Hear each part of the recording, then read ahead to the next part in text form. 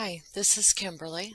Welcome to part 3 of day 6 of the Chris McNabb and Courtney Bell trial. The kissing cousins, who are in name only, the parents to their newborn baby, Layla Claire McNabb. So we've reached the part where Miss Zon is going to do her closing arguments, her closing statements, whatever it's called. But I knew her closing arguments would be powerful, but I didn't know just how much so.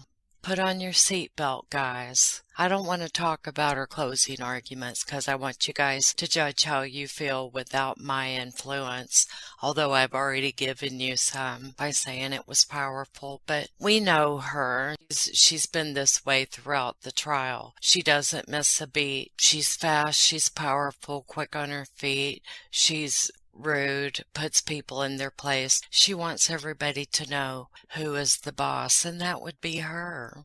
That would be our resident cheerleader, Miss Zon. So I'll make this quick. I know we all want to see this, and why does she get 2 hours of closing statements when the gentlemen were only allotted 1 hour apiece, or just under an hour it seems? And I know they talked about it, but I must have been asleep at that point because some of the formalities get kind of boring for me. So since we don't want to talk about Miss Zon, let's talk about Courtney Gail Morris Malcolm Moss, the girl that was texting with fuckface meth lab that day. So what if you make of that girl, the young lady, who when she entered the courtroom, the other Courtney was ready to just pounce up out of her seat and go to pounding on her, like I know she's done before, but her lawyers restrained her. They're like, now, you're gonna make it worse on yourself, so back down.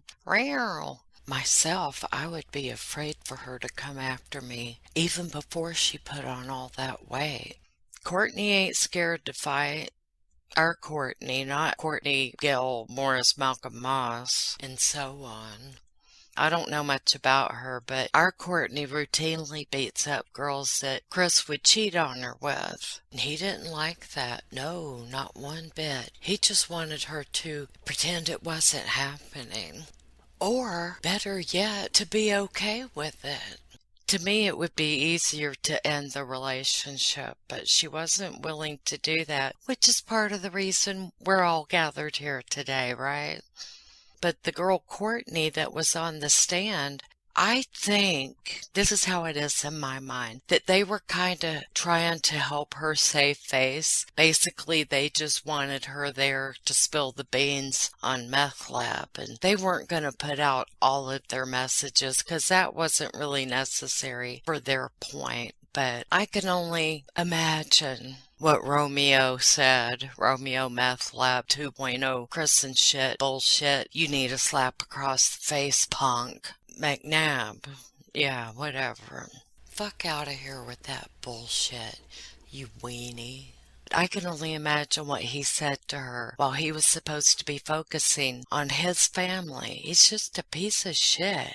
She had posted a picture of herself on the 6th of October, the one with the braids and the colored hair, and it apparently encouraged our pinhead, Chris and shit 2.0, to think with his dick and want to try and get to know her, even though he's just had a baby, and he's just failed to mention that to her.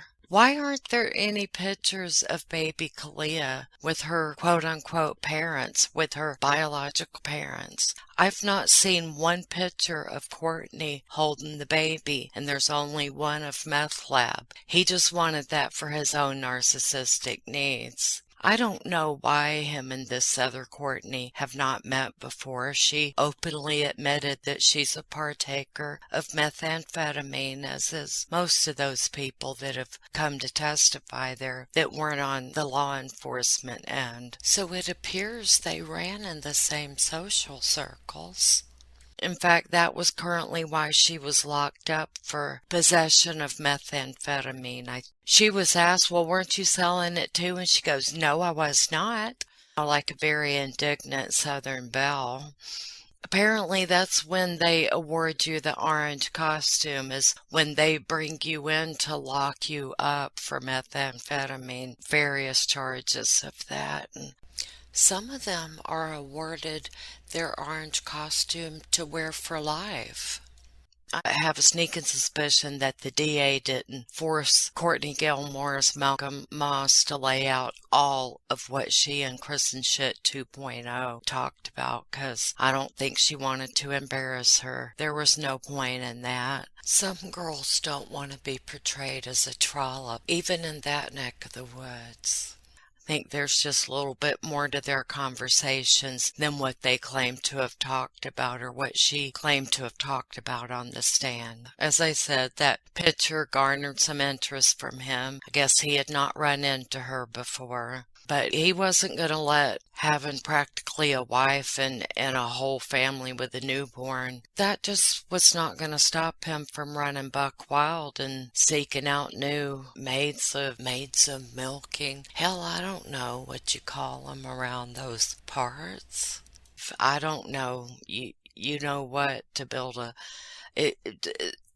seeking out new women to do the procreation thing with, except for without the procreation. I wonder if they all pass VD around to each other and stuff too. It seemed like, and I don't mean Valentine's Day, people just passed partners around like they did a hookah or a blunt. That's what they called it, yeah. But or say, take square dancing, for example. Swing your partner do-si-do. You get what I mean?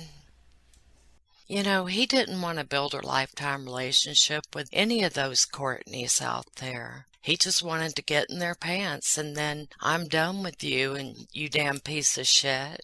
But anyway, that's it. I'm gonna let y'all get on to watching Miss Zon. She kept my attention throughout, let me tell you that much. And so you go on about your way, enjoying the drug-abusing so-called parents accused in the murder of their 15-day-old sweet cherub angel, Claire McNabb. So I will bid you farewell for now, so you can immerse yourself. And so Miss Zon can reiterate and remind jurors about all the key evidence that she has presented them to persuade them to see her way and tie this up with a pretty bow and do her emotional plea for justice for baby 𝐭𝐫 and put another notch in her belt as well. Let's face it, she doesn't do this for purely selfless reasons, now does she? I hope you find as much interest in this part of the trial as I have. Much love and peace. Thank you for listening. Okay, everybody be seated. Ms. Zon, you may proceed with your argument. Thank you, Judge.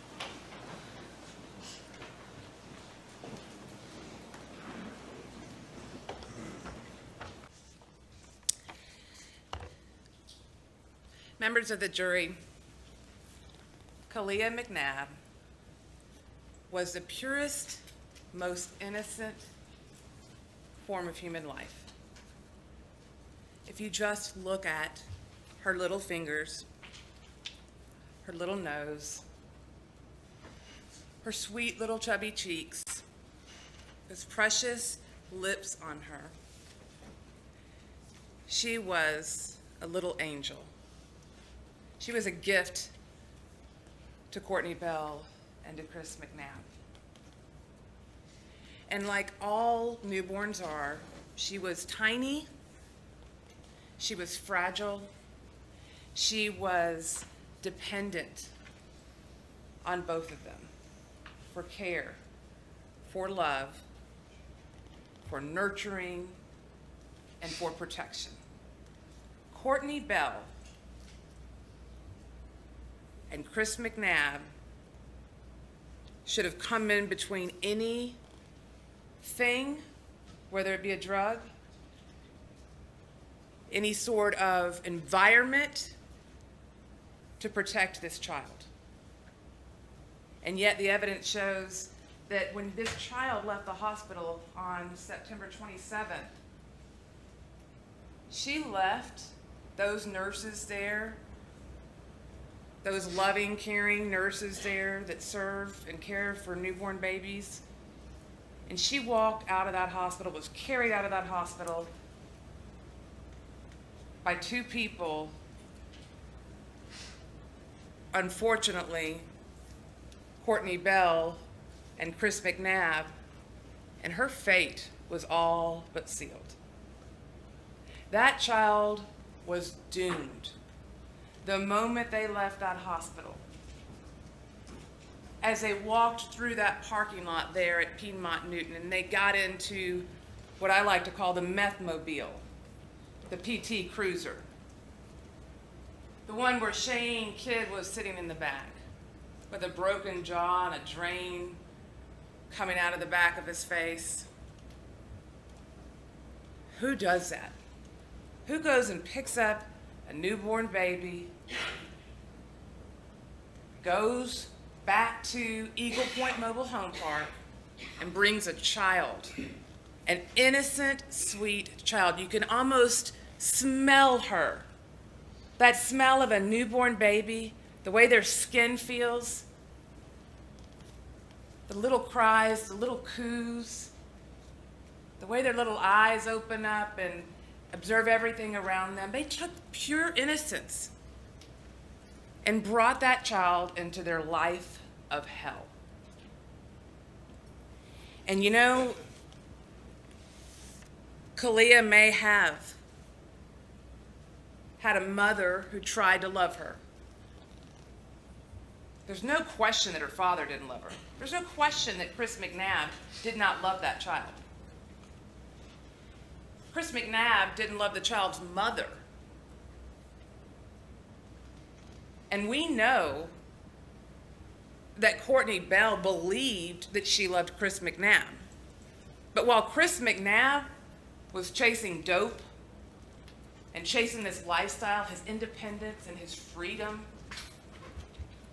Courtney was chasing Chris McNabb.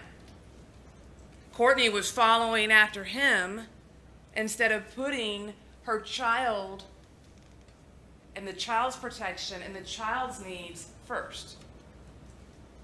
She put that child in danger. She jeopardized that child's well-being. You heard her own father, as much as he loves his daughter, as much as it was painful for him to say on the stand, you heard his own words when he called 911 on October the 3rd and said, the way I see it, they've abandoned those youngins. They were dumping their children off just days after the little baby comes home from the hospital. 6 pounds. A 6-pound child that needed to be fed, changed, held, loved. We can only thank God that that little baby spent a few days with Megan Sorrells, because that may have been the only time in her 14 days that she was alive that little 𝐂𝐤 was ever held, that little 𝐂𝐤 was ever loved. Maybe just in those few days between October 1st and October 3rd, when she was left over there, dumped over there really by her mother, so she could go around and try to find her cheating boyfriend who's going from dope house to dope house and beating her up in between. Maybe. In fact, Megan Sorrells testified to it, that she did hold the child to her chest, to her bosom. And so maybe just in those few little days, those few hours of little 𝐂𝐤's life, did she know what it felt like to be loved, to be wanted, to be protected. And unfortunately, Megan will always regret that it got too much for her, because she had her own children. And of course, she called and asked her mother for help, that she needed a break, and that set the chain of events in motion, where Tim Bell said, you know, y'all should have told me this earlier. Tim Bell is a decent man. Tim Bell cared about these children. Tim Bell came and got that car. Why do you think he took the car away from Courtney and Chris? Did they not need the car? to take care of the child, to take it to doctor's appointments. He took the car away from Courtney and Chris because he knew what that car meant. He knew what that car was for them.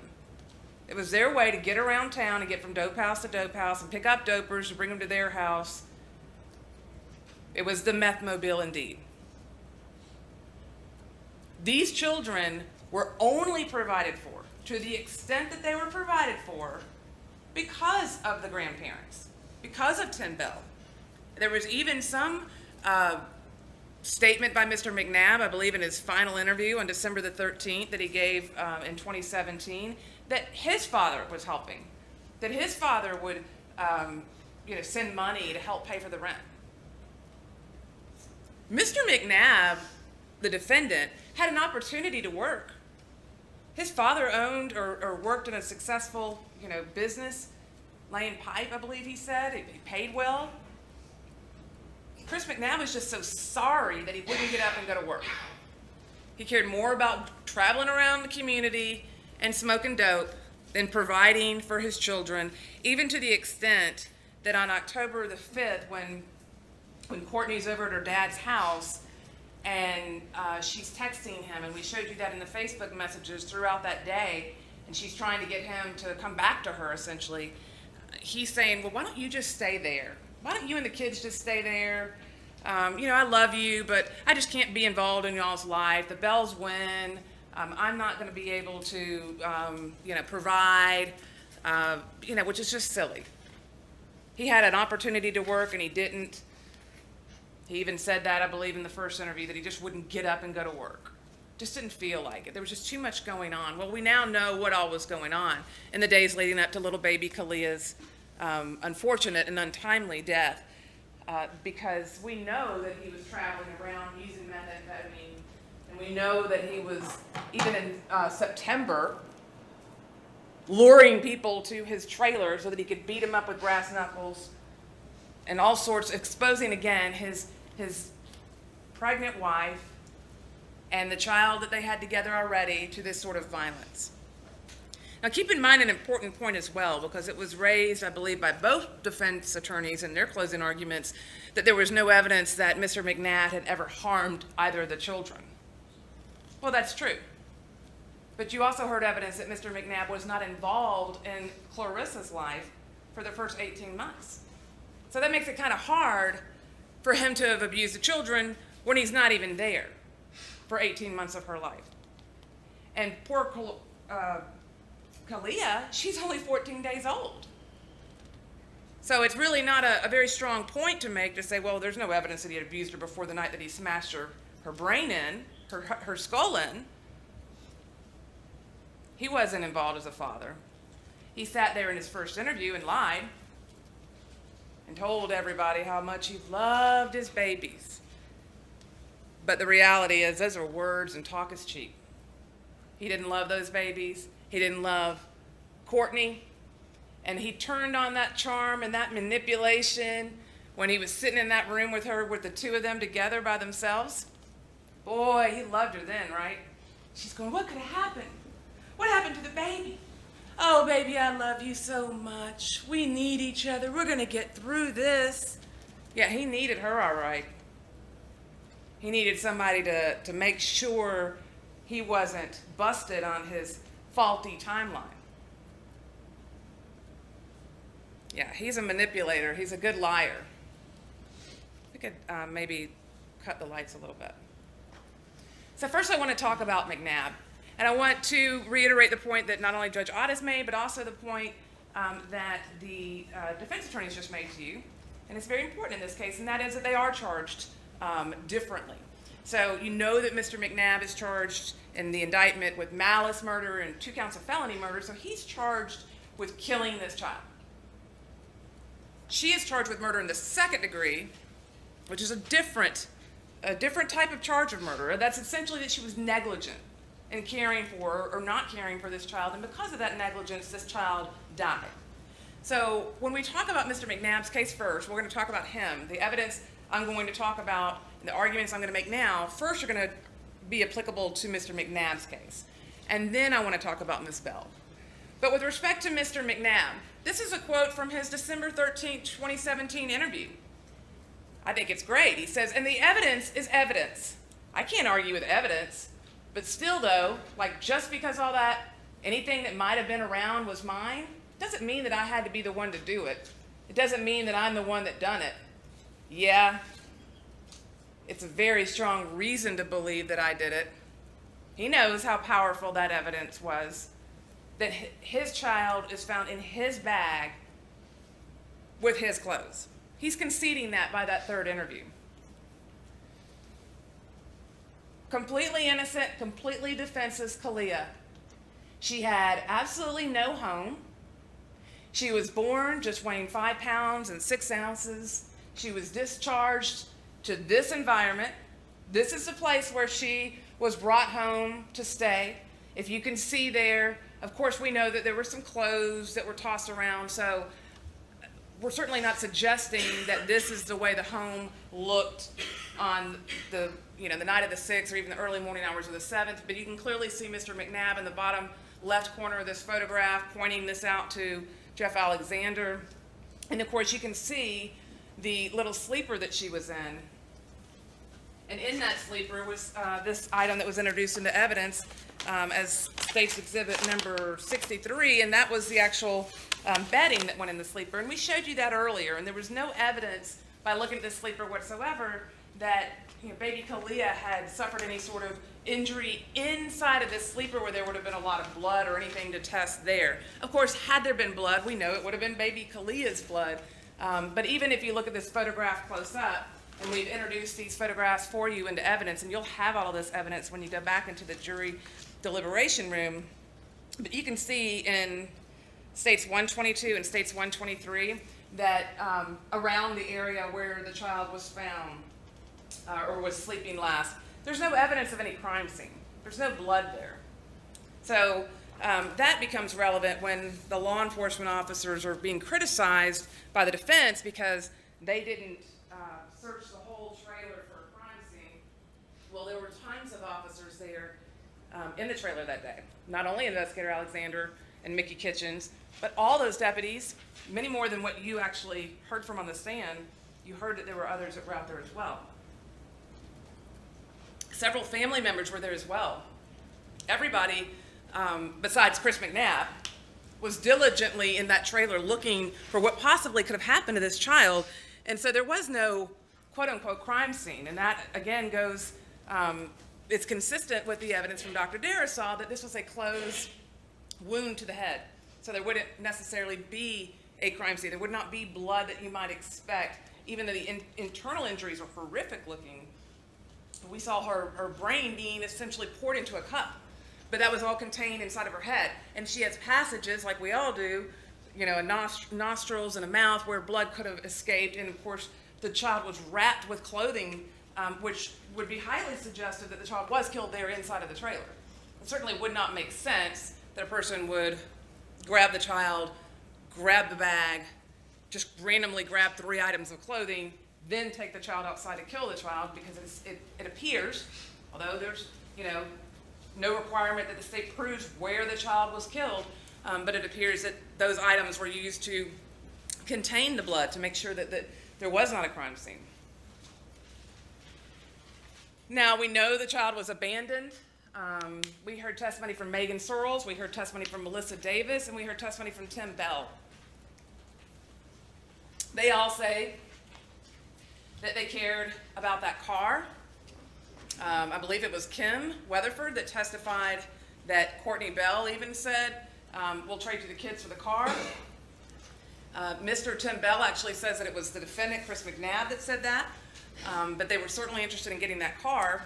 And we know that also from the text messages or Facebook messages between Courtney and Chris on the 5th, when he's trying to tell her how to sneak the car out of her father's house. And he's trying to say, basically, if you get that car, then I promise I won't beat up on you anymore. I'm sorry for everything I've done. I just need you to get that car. That's all he cares about, is the car. That's his ride around the community. She even calls him out and says, all you care about is that car.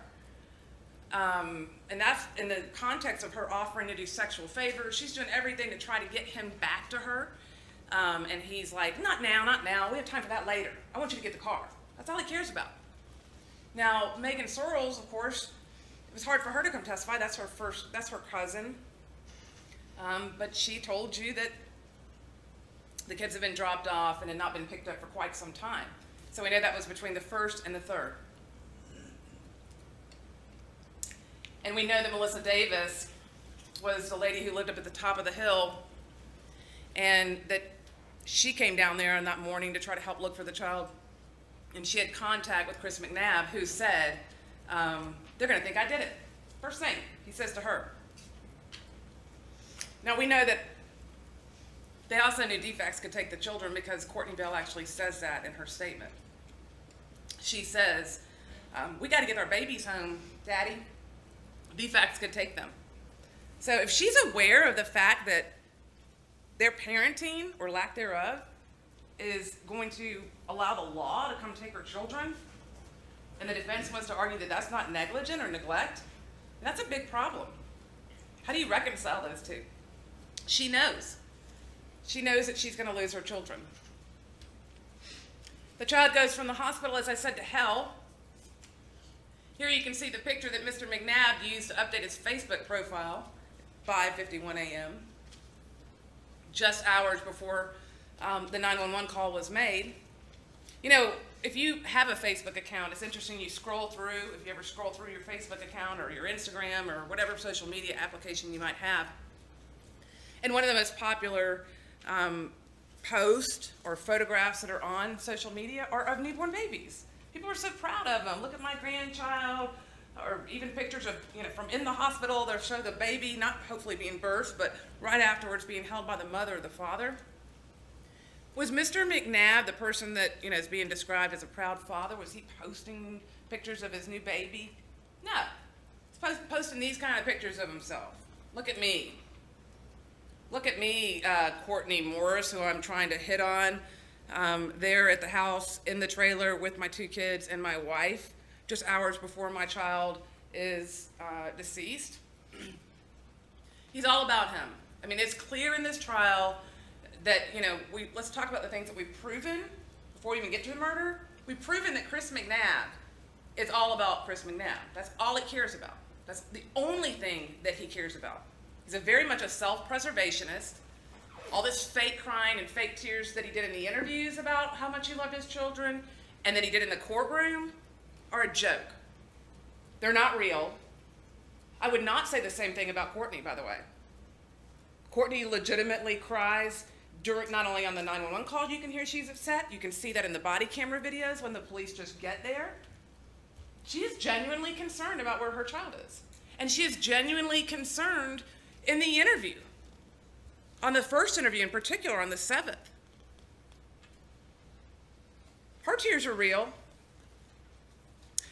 I would imagine that some of her tears in this courtroom have been real because she's seen for the first time what exactly has happened to her child. But he's just acting. And you can hear that on the phone. You can hear, and he can shake his head at me all day long too.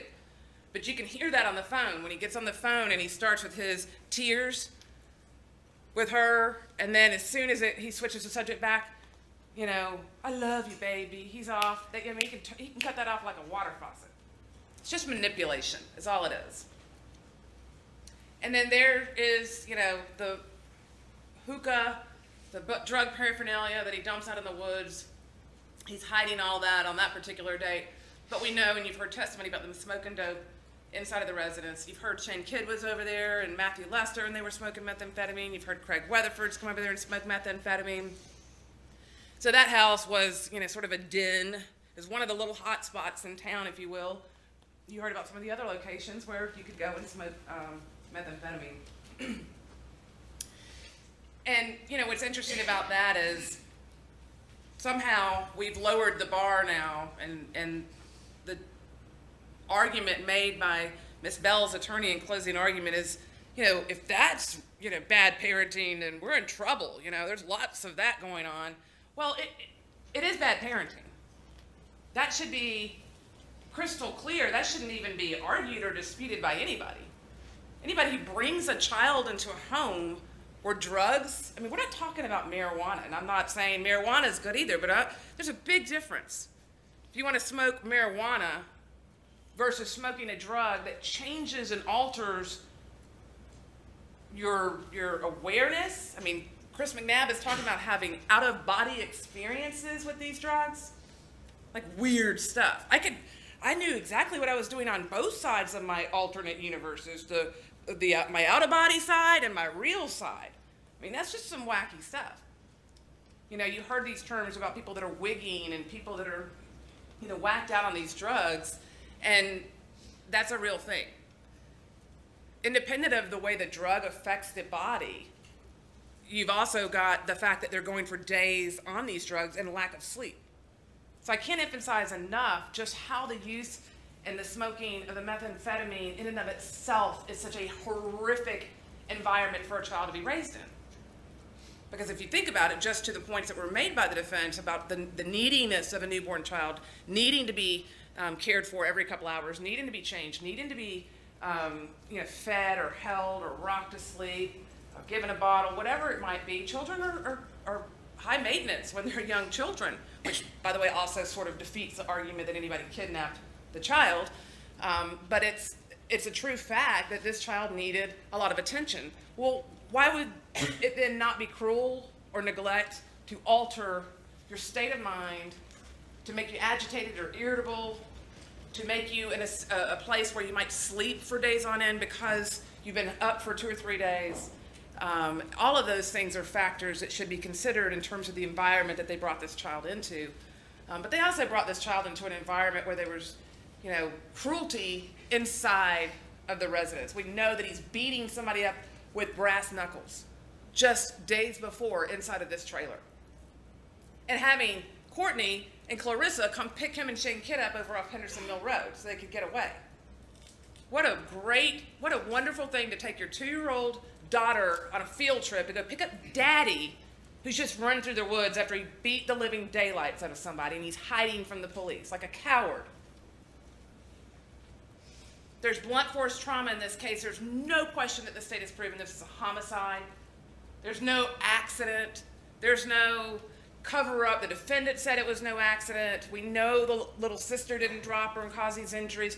We know that they were severely inflicted injuries. In fact, Dr. Darrisaw testified that there was no features of a laceration on the child, but an incision of some sort, that it was a closed head injury, that it was a crushing injury, that there was multiple blunt force possible in this case, in other words, multiple blows that would have caused these injuries to the child, that it appeared to be a significant crushing. She said this looked like a crushing case to her. Somebody crushed this child's head in. It's been proven how she died. We hear all these defense questions. Who, what, when, where, why? I can answer them very quick. Who? Chris McNabb. What? Blunt force trauma. We don't have to prove what instrument or object was used. It could have been a hand, it could have been brass knuckles, it could have been a shoe, it could have been that he took the child and slammed it against the front porch railing, it could have been that he took the child and slammed the child against the bathroom sink or the bathroom tub. We don't have to prove the instrument. Why? Motive is not required, but I'll give you several whys. Because he's a violent person. Because you've seen it, he has a fuse that is very, very short. You saw him slam his fist down in that interview room, in that second interview. I didn't kill my GD child. You saw and heard him on the 911 call with Courtney Bell. Or excuse me, not the 911 call, the jail call that we played yesterday afternoon. He starts going crazy on her. Yelling, screaming. You saw what he was capable of doing to his own hand when he slams his fist into the trailer. They are inside of the residence. We've heard testimony that he took his TV and threw it out of the window of the trailer.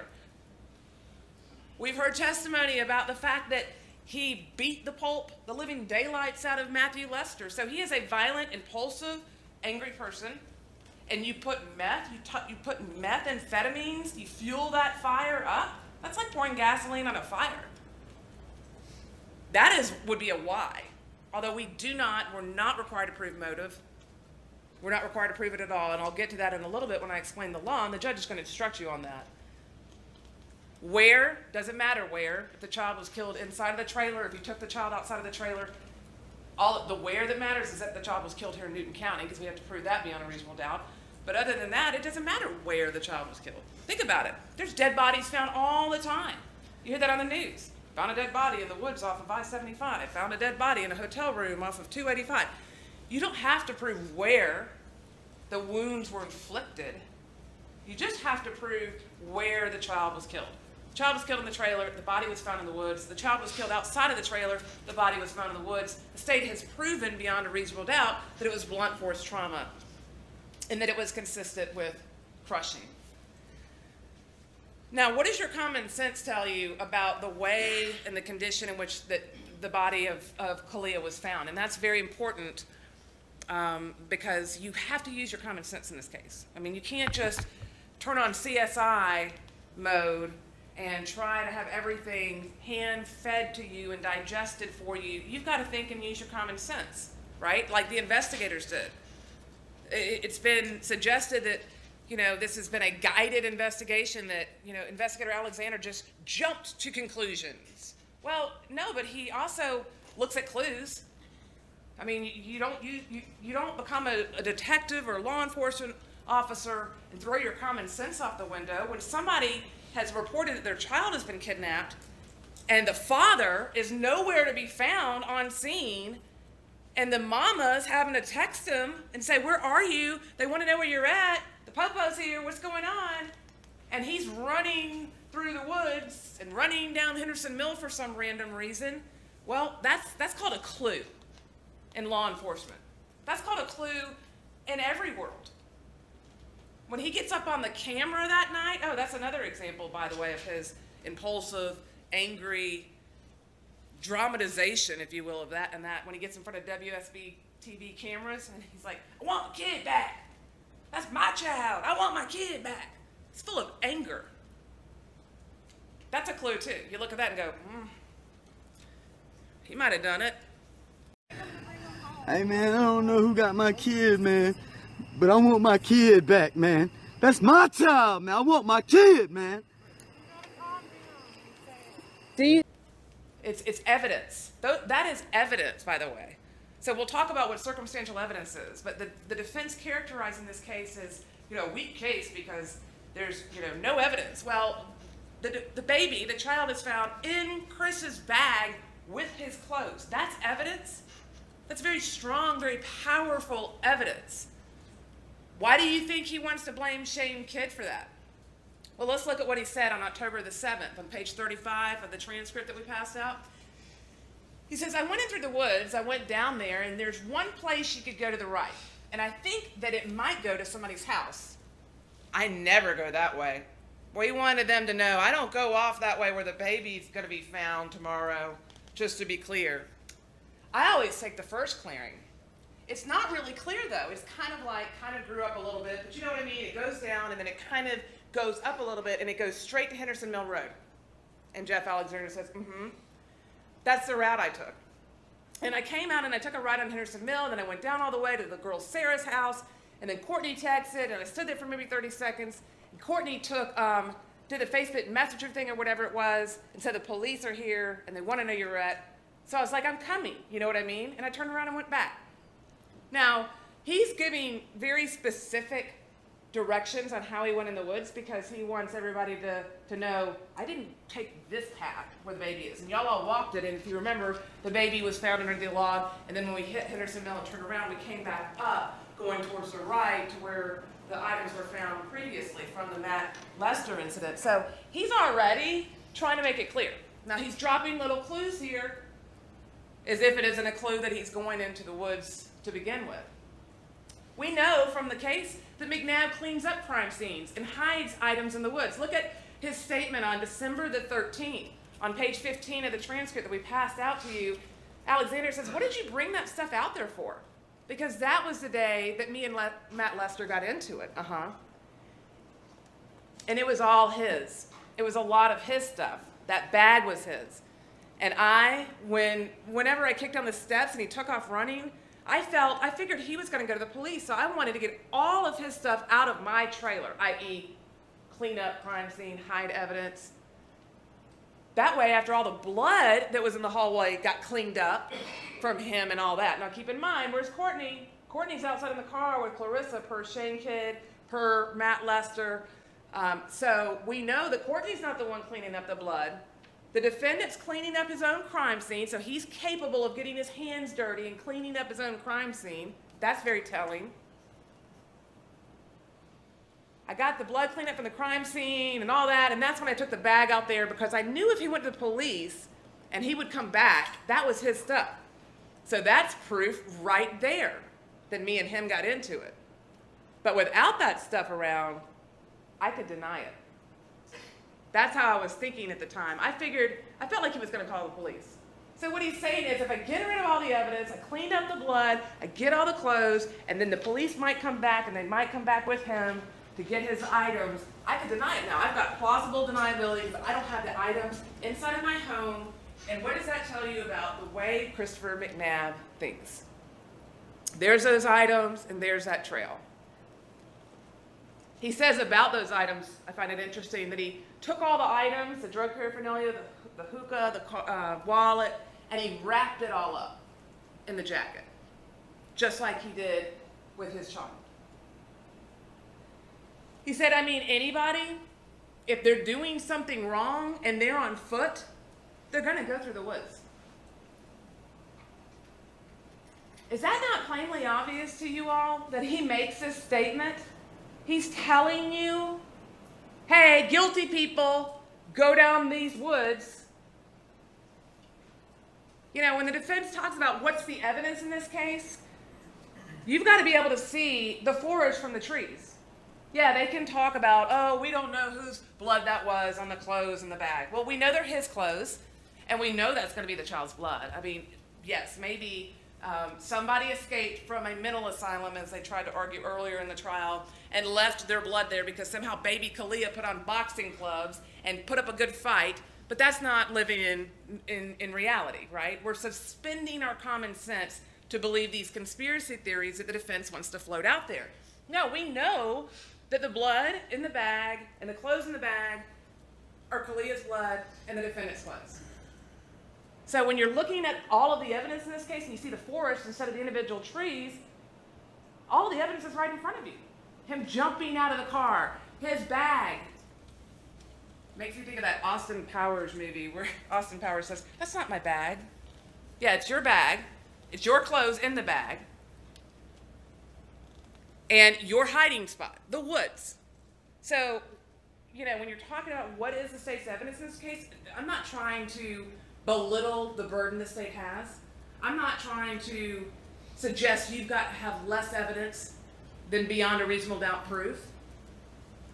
But I want to say, duh. It's obvious. From the beginning, the police would have never looked out in those woods if it weren't for McNabb running through those woods. And by the way, McNabb apparently, you know, the defense just raised the argument about why would he put the child in his own bag? That's a good point. You know, why would he put the child in his own bag? He says that, or he does that, because he doesn't think they're going to find the child. They didn't find these other items. They didn't find the camouflage jacket and the shoes and all that sort of stuff. He doesn't think. And think about it. He's coming down off meth. He's on meth. He's not thinking straight. He doesn't realize when he comes back and he has to tell investigators that he's been in the woods that they're going to go, wait a minute. Maybe we ought to look in those woods. He doesn't realize that. He thinks he's got that baby hidden away and everybody's going to go out and put flyers all over Covington and we're going to treat it as a kidnapping investigation. What does he say on December 13th? I just know that the first thing that always pops in my mind when I wanted to get, like, say if I felt like probation was going to show up one morning or something, I'd always go in the woods.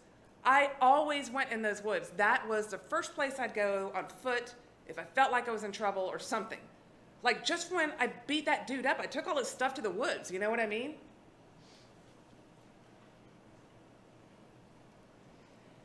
He also says on October the 7th, I'm pretty sure I was the last one that had the baby. I was the last one that held her.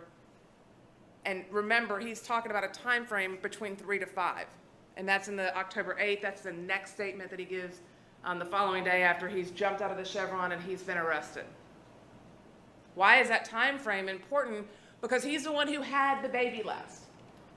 And so it doesn't necessarily matter when the child was killed inside the home, but the evidence has highly suggested that he killed the child inside the home and took the child outside into the woods when it was dark, way before 9:30 or 10:30 when he's going through the woods and Courtney's texting him, because he had that flashlight with him. And why would he need the flashlight? That doesn't make any sense, that he's going to run out of the house. But the first thing he's going to do when his 2-year-old child wakes them up, meaning wakes Courtney up, but he's already up, because we know that because he's on his phone texting Courtney Morris at 9:42 a.m. But why wouldn't you run outside? Your child's missing. Start banging on every trailer in the trailer park. Hey, come outside. Help me look for my baby. Has anybody seen anything suspicious? Does anybody know where there's a car? That would be after you spend about 20 minutes looking inside your own trailer, because who thinks that somebody's going to break inside of a car or inside of your trailer and take your baby? As much as the defense has tried to make this sort of conspiracy theory that somebody broke in and took the baby, that's not a thing. That's just not a thing. Nobody breaks in to homes and takes their children. Not unless you're like the heir to the Saudi prince and you're going to be able to ransom this child for a lot of money. Or maybe, that was been suggested that he had a hit on him. Well, he's broke as a joke. He's not Guzman. He's not El Chapo, right? I mean, he's not somebody that everybody's like, we're going to take him out, and we're even going to do worse than that. We're going to kill his child, and then we're going to plant it in the woods that we know he hides stuff to make it look like he did it. We're going to kill his child, and we're going to frame him. If they wanted to take a hit out on him, which there's no evidence of, it's absurd.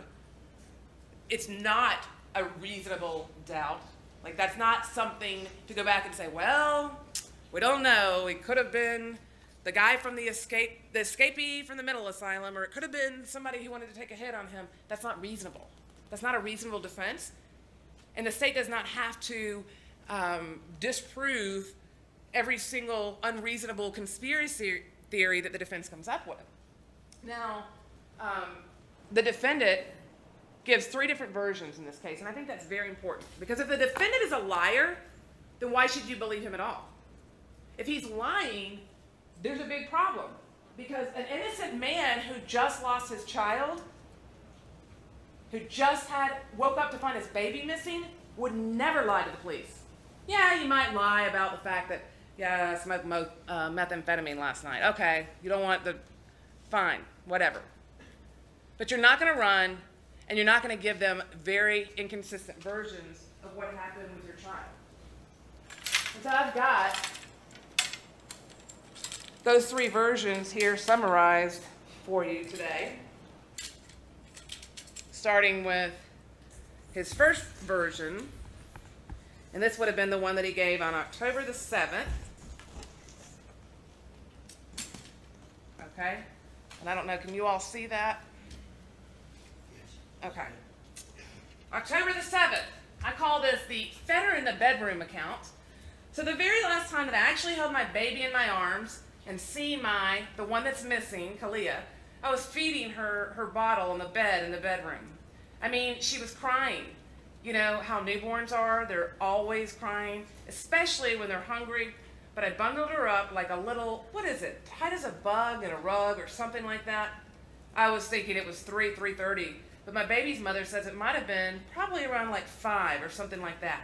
My dad texted it's supposedly 9:30. So that's its first sort of rendition or account of what happened. The first version. He's feeding her in the bedroom, somewhere between 3:30 and 5 o'clock, depending on whether he's right or Courtney's right. But, you know, when you're up smoking meth all night long, you probably don't know what time it is because, you know, again, Mr. Frost makes the argument, well, geez, you know, every parent has to get some sleep. Right. But they're going to sleep at 5 o'clock in the morning. They're going to sleep at 5 o'clock in the morning because they've been smoking dope all night long. So that's not put this in the every parent category, the parents who go to bed at 9 o'clock and then have to get up several times and then hopefully get a couple hours sleep. these people are staying up smoking meth. And we know that they were smoking meth because Craig Rutherford said he came over there and they smoked meth. Remember, you also saw the text messages from that evening where Courtney, this is the day they get the child back on the 6th. The day the dad says, you got to clean up the trailer. Tim Bell says, you got to clean it up. I'm not going to bring the kids back unless you clean up your trailer. They clean it up. And then Courtney's texting or sending messages to McNabb, like later on that evening, saying, don't go smoke meth without me. Don't go smoke without me because I'm tired. And then the next one says, I can't believe you went and smoked without me. No, that's not neglect. That's not a bad environment to raise a child. And nothing possibly could go wrong in that home. Now, on October the 8th of 2017, this is the I took her on the front porch account, right? So now he's saying, I knew it was anywhere from 3 to 5. I went in there and I picked her up. I fed her. I took her outside on the porch. Did anybody notice? He never said that in the first statement. Never said that. Front porch. Because Courtney was like, don't bring her in here because of the smoke. Take her outside. So I took her on the front porch. And I brought her back in and I fed her in the room sitting on the bed. And when I got done feeding her, I can't remember if that was the first time that me and Courtney both changed her diaper or not. When I got done feeding her, I put her on the bed. I folded her blanket up the way, and that part was indiscernible, and I wrapped her up and I laid her down. So now he's changing the story.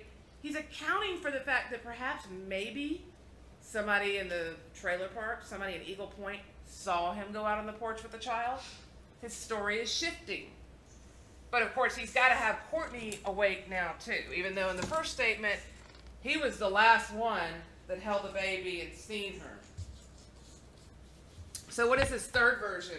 And by the way, it's sad to say that his defense was stronger when he was high on meth on the 7th and the 8th. By the time he volunteers to speak, reaches out to the investigator, to Alexander, he's really digging himself into some big holes in this last statement. Y'all heard that last statement. He just went on and on and on.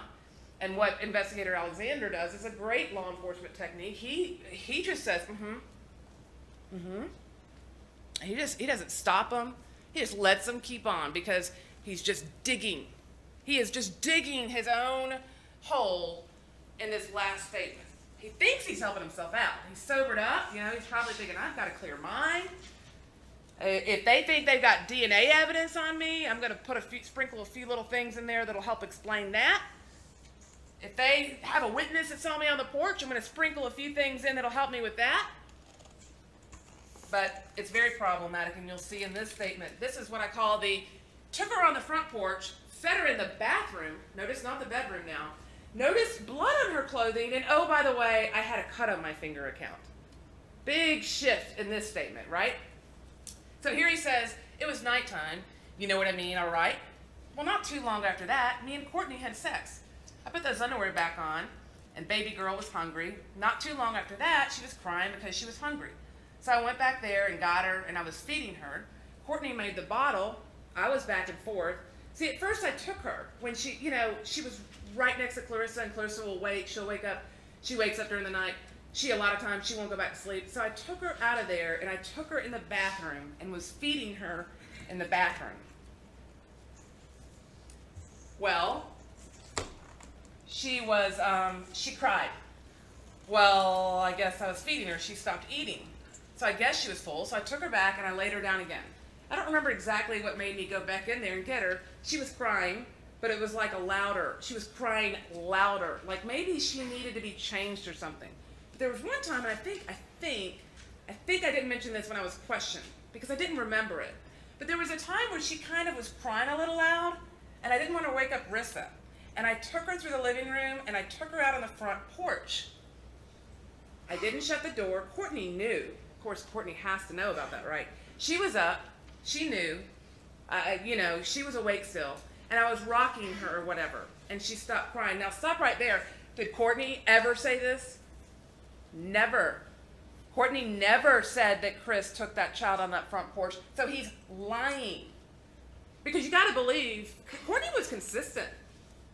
Courtney was consistent about the events that happened. I mean, I'm going to argue that Courtney is guilty of the charges in the indictment, but they're in two different boats. They're in two different culpability boats. And I want to make that clear about her. So she cared about getting her child back. She didn't understand, but she never said he took that child on the porch. And he says, that she knew she was awake still and I was rocking her or whatever, and she stopped crying, you know what I mean? It was a warm night. This is where it gets ridiculous. It felt good outside, you know what I mean? So I, figured a little fresh air. I know I needed it. And I was holding her. I just took her out there with me on the front porch. I didn't go off the front porch. Let's just be clear. I didn't go off the front porch. I just went on the front porch with the door open. Courtney was awake and I was getting some fresh air and enjoying it. I'm surprised he isn't telling us that he's singing lullabies to his daughter at this point. I stayed out there for maybe 5 minutes. She stopped crying after a minute and I took her back in. Members of the jury, I bet he took that child outside and that she did stop crying, but I don't think it was the same way that Mr. McNabb is wanting you to believe. I fed her a little bit more, I burped her, and me and Courtney changed her diaper together in the bathroom. And while we were changing her, she had on this long sleeve onesie or a twosie or whatever you call those things with the feet on them. She had one of those on and it was white. And it had some like little hearts on it. It was the one that Courtney was holding when y'all came in and you wanted something to try to maybe catch her scent and maybe be able to, you know what I mean? Now, if you remember, Courtney does talk about in her first statement that she was wearing this little onesie the last time she saw the baby. And then she says, I didn't get a chance to ask Chris this morning when the baby was missing, but he must have taken it off. She must have gotten hot because I found it laying in the bathroom. So she says that in the first statement. The child is wearing this little outfit, but now he's going to tell this whole story about her, how he and her took this onesie off, even though that's not what she said. That one, well, she had it on, and while we were changing her, I noticed that there's a little red spot right here that was on the collar of it. Collar, close to the head, injuries to the head. And I noticed it, and I asked Courtney, I said, is that blood? It was a little bitty, you know what I mean? But I noticed it, and I was like, is that blood? And she was like, I don't know. And I was like, well, is she bleeding? You know what I mean? And she wasn't bleeding or nothing, I mean. She wasn't bleeding. She didn't have any wounds or anything. Like there wasn't no scratches on her that were bleeding or nothing anywhere in that area. But I had a cut on my fingers. And Courtney was like, well, maybe it's your finger. It was that one. You see the scar? So maybe, you know what I mean? I don't know.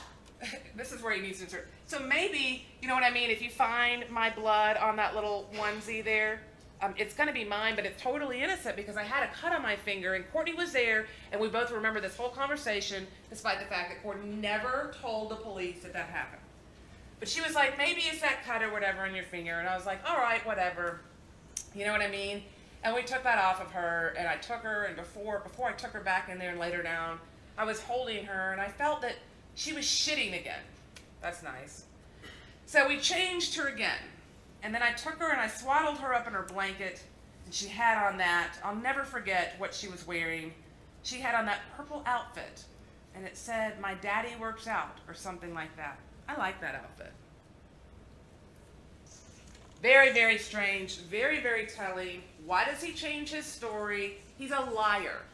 And if you can't believe what he's saying, and you've got a consistent version coming from Courtney, perhaps you should believe what Courtney says about the events of that evening, and you have to question, why is he lying?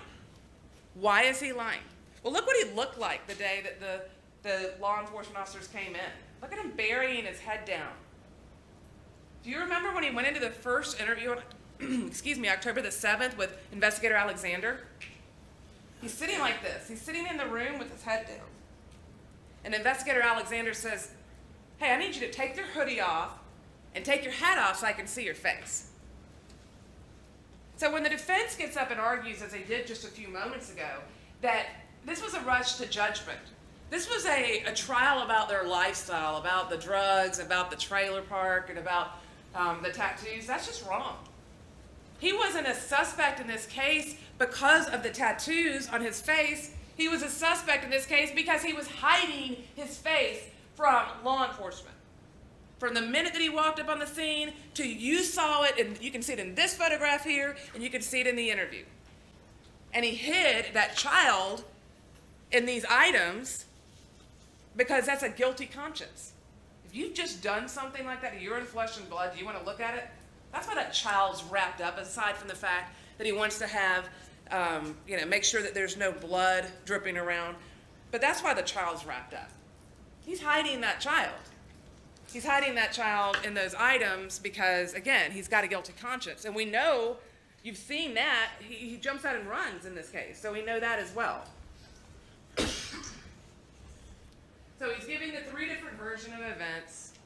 And notice by his last statement, as I mentioned, he's trying to find out what investigators know. He keeps saying, well, I don't know. What are y'all hearing? What do you know? Where's Courtney at? What's Courtney saying?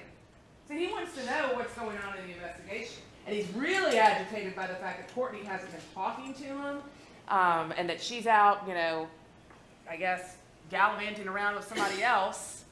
All of a sudden he's concerned about her, but the reality is he wants her to, wants to make sure she's not rolling on him or she's not, against him, because that's going to make it difficult for him. Now, if he is a liar, then you've got to understand why. He says, quote, I want the person that did this to be found, though. Probably more than anybody else, because, quote, it's the only way I'm going to get out. He says that over and over and over again in that last interview with Investigator Alexander. He doesn't want the person to be found who did this because they need her head on a platter, because they killed my precious flesh and blood, because they're a horrific monster, as he described. And you remember at the end of his statement, he's like, whoever did this is just a horrible monster. Well, he's describing himself. But all he cares about is getting out. He keeps telling Courtney on the phone, I'm going to get life. They could kill me. I'm going to get a bad sentence, basically. That's all he cares about, instead of finding out who the person is that killed his child. In the first statement, he lies. He says, quote, I'm just loving my babies. You know what I mean? Just regular family living all day. That's what he tells the investigators. That's regular family living, running around, doing dope, and that he's just loving on his babies. If you know anything from all that you've heard in this case, you know that Chris McNabb does not love on his babies. In fact, he pushes his pregnant baby's mother, the child's mother, in a very violent way. He admits that himself. So forget about what she says and what 𝐻𝐴𝐻 says about him being violent. He admits that he did that. He corroborates everything that they say. He also says, the only thing I seen in them woods was a pair of men's brown shoes. I was like, why would somebody leave their shoes? Isn't that interesting in the first statement? He knows that he put the brown shoes out there. He has to admit it later on the 1213, I wrote 11213, statement where he says, Matt Lester, the shoes were his. Me and Shane Kidd took those out there. So he lied. He wanted investigators to think that those brown shoes that he knew he had taken out there on September the 13th belonged to the killer. Those are suspicious to me. I don't know why they were out there, and yet he put them out there. Matt Lester broke into my house like two and a half months ago. Matt Lester never broke into his house. That's a lie. The window was broken because he threw a TV out. The reason why he wanted to lie to the investigators is because he didn't want to admit that he really had no business luring Matt Lester to his home to beat him up like that. So he wants to make it sound like there's some beef between him and Matt Lester, and also provide, I guess, law enforcement the, alternative killer version. Just so happens poor McNabb, Mr. Matt Lester, was in jail. But there was no beef. Matt Lester apparently had an altercation, or alleged altercation, with Timmy Rushen's mother, so this had really nothing to do with McNabb. Now look at October the 8th. Let's fact check him there. He says, and I took my flashlight, I took my phone. That was the only two things I had on me. He uses the word took, so I grabbed those things, I took those things with me. By the 8th, he's getting questioned, well, why are you using a flashlight? It's like 10 o'clock in the morning, 10:30 in the morning. I mean, I had the flashlight in my pocket anyway, so I just had it with me. And then by the 12:13, I had the flashlight, but that flashlight was already in those pants. So he just carries flashlights around in his pants, like I'm sure you all do, right? I mean, if you reach in your pocket right now, you've probably got a flashlight. And then he says, And I woke up at 9:30 with a text from my dad. So I went back there to make sure they were okay. I went back in the living room and I covered us up and I went to sleep. Maybe 45 minutes, maybe an hour and a half before Rissa woke them up. The Facebook records of Courtney Morris, actually we know, show that Chris was adding her back to Messenger and texting her at 9:42 in the morning. So that's a problem. That's a big problem for him. He already had a ridiculously small time frame of which somebody could have broken into his trailer and come and kidnapped and killed his child. He's now shortened it tremendously and lied. So now we know he's lying, and now we know he's on Facebook Messenger. It was already unreasonable to believe that if he woke up, if he was light enough sleeping to wake up to a text, like a ding or whatever his phone did when the text came in, or actually it was Courtney's phone, that it's unreasonable to think that he was in such a deep sleep that he didn't hear somebody break into his trailer, right? Because the trailer is not wide at all. I mean, probably not any wider than between me and Miss Stone. It's not a very wide trailer. It's only, you know, I think it was 50-something feet long, and even that, maybe 30-something feet. But this distance here would make it very difficult for him to have been awakened, I guess I should say, by this text message at 9:30 or 9:33, and then not hear the killer come in before the 911 call goes out. Now remember, Courtney says 5 minutes before she texted Melissa Davis at 10:24 is when she woke up by her child Clarissa. That's 10:19. It's a very short period of time. He can't be back in some deep sleep, and now we know he's up at 9:42. And what's really sick about that is he had just killed his child, and he's trying to hit on a girl. Now, the next lie that he's caught in on October the 8th was, I was asleep all up until the text message is the only time I woke up. Facebook records show that he was on Facebook updating his profile picture at 5:51 a.m. Is it reasonable to believe that Mr. McNabb went to sleep after that and was only awoken at 9:30 by his child? Or by the text message, and then later on by the child? He's been lying so much. Why would you believe him about this? On the December 13th statement, he lied. He said, when I first ran those woods, I was with 𝐻𝐴𝐻, and he was the one that showed me how to go through them. I walked over those shoes. The shoes were still there. I seen the camouflage jacket was still there. Well, 𝐻𝐴𝐻 told you he'd never even lived there, didn't know that mobile home park, and so he's lying.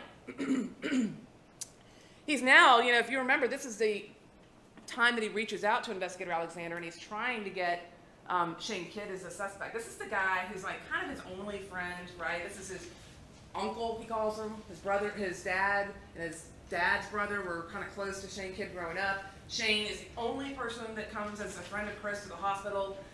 Shane is the one who arranges to have the trailer cleaned up so that the baby doesn't come home to an absolute train wreck. He gets the two ladies to come out there. Shane is the one that's sending him text messages saying, boy, you need to get on your knees and pray that that baby's found. And then when he learns that Chris has jumped out of the car saying, boy, you need to get on your knees and beg for forgiveness because that baby deserved better than to be found in a duffel bag out in the woods. He's going to turn his back on Shane because now he's going to try to put it on Shane. Shane's the one who showed me where the path was. Shane's the one who had a hit on me per Courtney. Well, again, that's ridiculous. Why would Shane have a hit on Chris McNabb? There's absolutely been no evidence of that whatsoever. And so when the defense keeps attacking the investigation because they didn't consider 𝐻𝐴𝐻 a suspect or Matt Lester a suspect, it's just nonsense, right? I mean, that's just a nonsense defense. And we could take that entire trailer. We could literally put it on wheels and carry it to the bay over at the sheriff's office, and not only have Kitchens, but have every crime scene investigator. We can get the city, we can get the GBI, and we can search it, and we can take Q-tips and collect every single tiny piece of trace evidence, and we can look at every single piece of DNA. And you know where you're going to find? Everybody that's gone in that trailer that smoked dope, that's gone over there to see those children, and it's not going to get you one step closer to solving this crime. That is just the biggest false truth that has been told in this case, that somehow the real killer's out there and their evidence is lying in that trailer or lying in those woods on those clothing. It's just not true. We called in the expert. We called in an expert from the GBI crime lab in forensic science, and particularly in trace evidence, and he explained to you that that type of evidence has no power to it. unless you already have a suspect. You can't just find a random piece of hair or a random piece of skin cell and put it in a database and it tells you who a killer is. So the reality is that evidence, first of all, the defendant's DNA is going to be all over his trailer. So is the baby, so is hers, and so is half of the meth heads. And I use that term because they've used that term. He actually said methamphetamine is what killed my child. He refers to people as meth heads. But half of the meth heads here in Newton County have been in that trailer. So when does this investigation ever end? Do we just keep on interviewing every single one of them and find out if they had a motive to go into the trailer and kill a 14-day-old baby? You know, when I use that term, I will say this. You saw several people in this courtroom who testified who smoked methamphetamine. And while their lifestyle is certainly not favorable and it's not admirable in many respects, there are some decent things about those people. That they actually do understand that children are off limits, that you don't hurt children, that you don't kill your baby. There is some decency among those people. There's girls that were going out there, I'm quite sure if they were Shane Kidd's friends going out there and cleaning the trailer, they probably weren't living, you know, straight and narrow type lifestyles either. But they cared enough about the fact that a newborn baby was going to go to that trailer to go clean it up. More so than she did. More so than he did. There are decent people who are addicted to drugs, and it's a very sad lifestyle. It's a very sad background to this case, but it's not an excuse. The judge is going to instruct you on that principle of law, and it's very important. Voluntary intoxication is not a defense to a crime. You can't say, well, my bad, I was so high, I didn't know what I was doing, and I was addicted to drugs, and I was passed out on the couch, so I shouldn't be held accountable. That's not a defense to a crime. That's exactly the reason she should be held accountable, because she was passed out on the couch, because she chose to ingest that drug and take her into another, you know, state of consciousness while her baby needed her. Baby 𝐂𝐤 needed her. He says, now I know she's dead. Maybe I could find out who killed her if I just stayed out. Everybody who believes that, stand on your head. That the reason he jumped out of the car and ran was because he was going to get out his DNA kit and his magnifying glass and his Inspector Gadget jacket, and he was going to go around Newton County and solve this crime. Does anybody believe that? No, he was once again thinking about himself. The main thing that I had on my mind was that I would be better finding out who killed her than y'all would be. Oh, okay. We saw how that worked out, Mr. McNabb. Your December 13th statement. So far, your two suspects, Matt Lester and Shane Kidd. Sheriff's Office, what, 2? McNabb 0, right? Like, you are not a detective. The one guy you're trying to blame it on is in jail. The other guy's like your best friend and you're betraying him. I just need to go ahead and just turn myself in and get it over with. That was my main intent when I first went up to that store. So somebody would call the police. He's actually trying to tell Alexander that he just decided to turn himself in. Even though when he walked in the store, he didn't say, hey, call 911. No, he's arguing with people. He's acting agitated in the store. He gets a Pepsi because he's been running for 1.8 miles all the way from the Marathon down to the Chevron. And he's hiding in the little bay there behind the car wash. He actually says, I wouldn't want to run because I could get shot, which A, is not true. They can't just shoot somebody who's running. That would be a problem if the sheriff's office did. But B, that's the reason why he stopped, because he knew he was in trouble. But he assumed automatically he was going to be charged with murder. That's a guilty conscience. He ran into the woods. These are all those text messages. I'm not going to read them all again to you, but I will point out that he does say here, when she's like, they want to know where you are, Daddy. What the F am I supposed to do? Who would say that? Who would say that? I love this statement down here. Baby, I can't go to jail when my baby's missing. Does he care about the baby that's missing, or does he care about himself? She's having to beg him to come home. Hurry up, Daddy.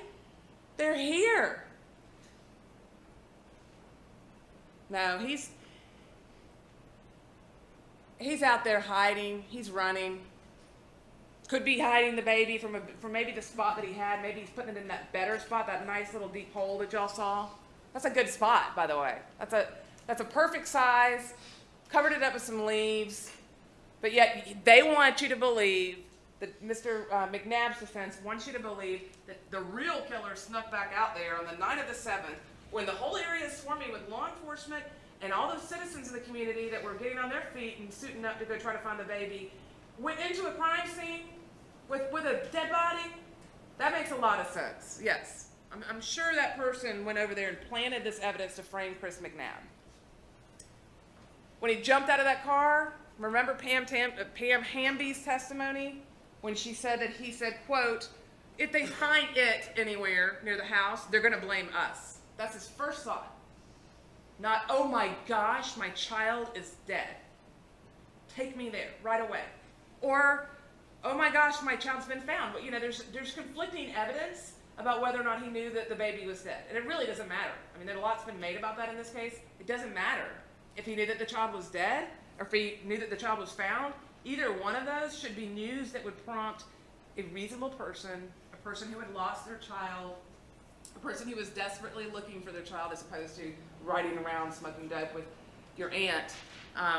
You would not jump out of the car. You would want to be brought immediately to that scene. Keep in mind, they were traveling to go do news interviews. Courtney had gone and put all her makeup on. You see that, you know, when she gets over to the mobile home park, that's when Walden, one of the deputies who testified earlier on, he was the one who actually saw McNabb coming out of the woods and said, what are you doing coming out of the woods, son? You know, and described him as sweaty and had debris all over him.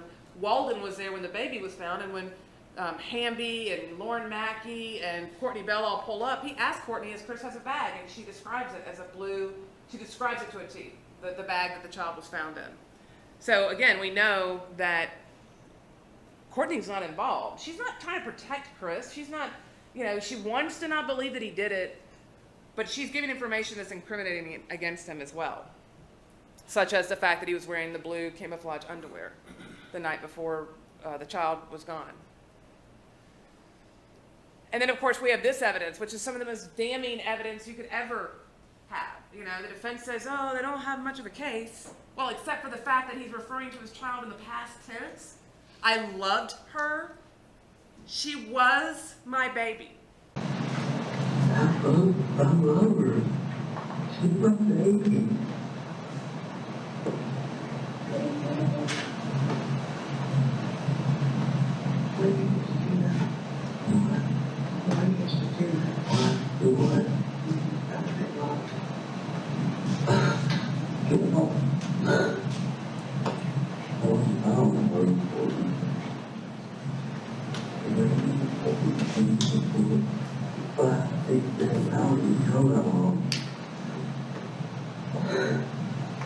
In my heart, no. I just hope you know that. She goes, what? Why'd you just do that? Why'd I do what? Why did you just refer to her in the past tense? I love you, Courtney. I love you. That's the rest of the whole spiel. Who could do this to our baby, Chris? I love you, baby. We got to stick together. That's all he cared about. He knew. He kept saying, they're going to try to play us against each other. He's got to have her be his wingman at this point in time. Still manipulating her. There is so much evidence against McNabb. Yes, it is circumstantial evidence, but we're going to talk about that in a second. Mr. Carter, I believe, said, well, they don't have any direct evidence, which is not true, because everybody who testified on the stand about a fact that they observed or they saw, that's direct evidence, right? Circumstantial evidence is when you look at all the circumstances, and there's a charge, and I'm going to explain that in a second, but the law is that direct evidence has no more weight than circumstantial evidence. They have equal weight. So that phrase like, oh, it's just a circumstantial case. Circumstantial evidence is very powerful evidence because if you think about it, if you've got somebody that says, oh, I saw McNabb coming off the porch and they needed to be wearing glasses or maybe they were drunk 3 sheets to the wind, their credibility, direct evidence depends on the credibility of the source that it's coming from. You cannot attack evidence like that. He even said it. That's the first slide I put up there. You can't attack finding his child in his bag. There's no credibility question about that. That is what it is. It's found there. So circumstantial evidence is a very strong piece of evidence. And we have lots of it in this case, as well as direct evidence. Now, with respect to Bell, she's charged with murder in the 2nd degree. And so is Mr. McNabb, so I want to make sure that everybody understands what murder in the second is.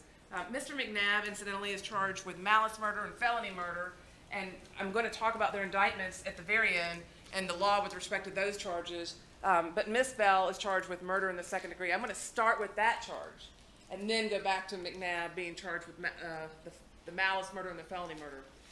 So what is murder in the second degree? Well, it's irrespective of malice. It refers to cruelty to the second degree, in that there was a death that was caused as a result of that cruelty in the second degree. So she's charged with, on October the 7th, that she did commit the offense of murder in the second degree when the accused caused the death of 𝐂𝐫𝐤 McNabb, a human being, irrespective of malice, while in the commission of cruelty to children in the second degree, by causing 𝐂𝐫𝐤 McNabb, a child under the age of 18 years, cruel and excessive physical pain through the infliction upon her of blunt force trauma to the head. We know she had blunt force trauma to the head. We know that's excessive physical pain. We know that she's a child under the years of 18.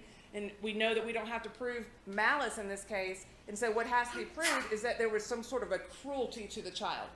So what would that be? In this case, it would be neglect. It would be drugs. It would be violence. She's accountable for her decisions. She chose to bring this child into this environment. Now, the defense says, well, you know, she was being abused and she had a lot going on in her life. And yes, domestic violence is common. Yes, it's prevalent, unfortunately. And we see a lot of cases that we prosecute here in this county and in Walton County where victims are not allowed to get away from their abusers. They are held under the thumb of their abusers. They're afraid to go get a TPO. They're afraid to go seek help from the court system. They're afraid that if they call 911, they're going to get beat worse the next day. They're afraid that if they call 911, defects might come and take their children away from them. This is not the case here. There's a big distinction. She's getting beat up by him from time to time, but she keeps going back for more. He's trying to leave her. He is saying, why do you always have to follow me? He said that in the statement on 12/13. It's awful. He tells Alexander this, and again, I can't imagine why he thought these kind of statements were helpful to him. But he tells Alexander, yeah, you know, she always wanted to follow me. She always wanted to be with me. I wanted my freedom. She wouldn't let me just go. And so what I figured out is if I just beat her up a little bit, then, you know, I could get away. You know, telling Shane, slam on the gas. And yet, there she goes, you know, and to some extent, Mr. Frost is right. In her naive, young, foolish mind, well, if I just keep, you know, forgiving him and loving him, and baby, come back, and baby, I'll do this, and, you know, it's just, she's pursuing something. And yes, there's some mitigating factors there in terms of maybe what her punishment should be if she's convicted. Yes. But you're not determining punishment. You're only determining guilt or innocence. Did she, in fact, do what she's charged with doing? The judge deals with sentencing. The judge can take into fact all the circumstances, like that she was young, like that Pam Hamby was a horrible mother that, you know, didn't certainly teach Courtney how to be a mother. There's no question about that. But, you know, lots of people are raised in single-parent homes. Lots of people have that challenge in front of them. That doesn't mean that you get a pass to abuse your child or to neglect your child. You can't go pursue. She knows that's not right. She knows it's not right to neglect her children. She knows that drugs are not good to have around her child. And you know why she knows that? You know how we know that? Because she told us that. I mean, she literally says in her statement, when Alexander says you're being charged with cruelty to children, second degree, and then she says, well, I don't know what that means. And he says it's contributing to the deprivation of a child. It basically means that because of the improper care and the things that have been going on in that household, that the children, and she interrupts him and says, well, that's the only thing I should be charged with. She's like, we've talked about that. I agreed to that. I mean, so she knows that she's neglected her children. And he says, who talked about that? She says, when we first met, I told you, I was completely honest. I told you all what all went on and all what happened and what all we did. And he says, uh-huh. And she says, I'm guilty of somewhat neglect because I did drugs. So she knows that. She knew that was wrong to do that, to involve her children around that. And she says, and I'm quoting, I agree that I did drugs. I agree that mine and his relationship wasn't fit for kids. But I was trying. I loved our babies. And she talks about how she had smudged marijuana throughout the whole pregnancy, and she had done methamphetamine at least, 10 times while she was pregnant with the child. She knows it's wrong. She knows what she's doing is wrong. And her naivety or her, pipe dream, and it's a good thing to want to have a father for your children. It's a good thing to want to have a home. I don't doubt that. I really don't. I don't doubt that she wanted this, kind of the all-American dream, mom, dad, 2 kids, and, the dog. But the reality is, this guy is not capable of that. And so she's pursuing something, and she knows better. And you know how she knows better? Because her family's telling her that. Tim Bell, it was no secret, had no love lost for this man, McNabb. He was concerned about his daughter's well-being, much less his granddaughter's well-being. But Courtney was wild, stubborn, strong-willed, and thought she was going to prove everybody that true love was going to win out in the end. And it didn't work out too well. Now she's charged with murder, and her baby's gone forever. And she's responsible for that. She's accountable. She chose to make these decisions. Cruelty in the second degree is with criminal negligence that she caused 𝐂𝐤 McNabb, a child under the age of 18, cruel and excessive physical pain through the infliction upon blunt force trauma. Now, this doesn't mean that it's alleged that she inflicted the blunt force trauma, but because of her negligence, did the child suffer blunt force trauma? Well, if you look at what the definition of criminal negligence is, it's defined as an act which demonstrates a willful, wanton, or reckless disregard for the safety of others who might reasonably be expected to be injured thereby. Willful, wanton, or reckless disregard. It's a disregard. Yeah, I know I should expose my kids to these violence. She said it. Yeah, I know you shouldn't be, smoking meth when you have kids around you. But, well, that's what this is.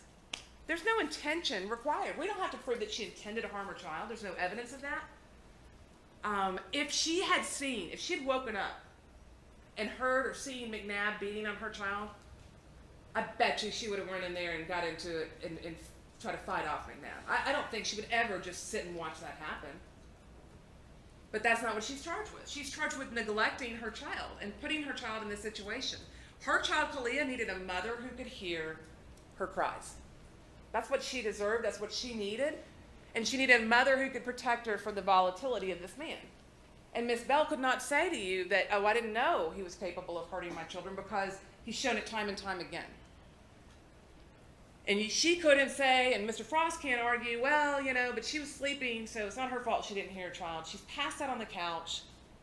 She's using drugs. And it isn't about a singular moment. This charge is not that one singular bad decision, like what was alleged by the defense was, well, if you leave your kids, out in an ocean where there's sharks swimming around and they're being fed and there's blood in the water, yeah, that's a singular action. We're looking at a cumulative 14 days of this child's life. Everybody, like Mr. Frost said, everybody can make a mistake. I mean, my goodness, what if you accidentally left a candle burning and it fell over on the child and the child burned? I mean, there are going to be situations that are just accidents that nobody could foresee. But that's not what this is. I mean, we're talking about for 14 days what's happening to baby 𝐂𝐤. I mean, let's actually talk about what baby 𝐂𝐤's life was for 14 days. And the only person who really had control over that is Courtney Bell. McNabb's, anytime he sees Tim Bell, he runs like a chicken, like a coward. Guilty conscience, once again. Poor girl's walking around with black eyes the day that her baby's missing. You saw it in the trailer. Probably another reason he runs. What a coward. Beats up on women and beats up on babies. Then has the nerve to go get a tattoo of the baby on his face to impress you all. Look, here's my tears I just tattooed. Just in case you don't buy my real ones, I've got them painted on my face for you. This is 𝐂𝐤's life. This is what 𝐂𝐤, for 14 days of her life, experienced. She was born, spent 4 days at the hospital. Thank the Lord. There she was, being fed, being taken care of, probably held by some sweet nurses there at the hospital. They are saints and angels. Then on October 1st, we know that this baby went and was dropped off over at Megan's. Megan said she dropped him off for a couple days. So there is 2 or 3 days where Courtney's running around chasing Chris, remember? She's texting him, it's all in those Facebook records. When you guys go back in the back to deliberate, you're gonna get all this evidence. The only thing you really can't do with the evidence is you're not gonna get a recording device or playing device, so you can't play all these interviews again. If there was something in question or in doubt, you could always request to hear that portion again. Hopefully you don't want to hear all 7 or whatever it is that we played, 6 interviews again.